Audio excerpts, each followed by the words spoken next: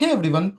So we have came up with a new functionality on TranZact that directly connects your e-invoice and e-way bill from the portal, and now you can fetch your e-way bill which is created on the government portal directly on your invoice. So how you can go ahead and use this? So first of all, you need to go to all modules, then go to settings module.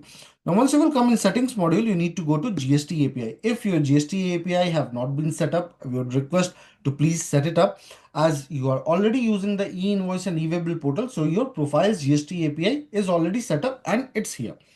Now coming to the next step from where you can go ahead and fetch it. So let's come to all modules and then go to sales and purchase. I will select a sales transaction option from here. Now, suppose this is one of my invoice. I will open this invoice.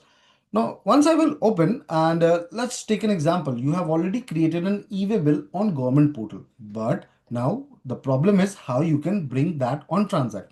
Right hand side top corner, please check. We have provided an option of more. Click on this and here you will get an option of fetch e-way bill.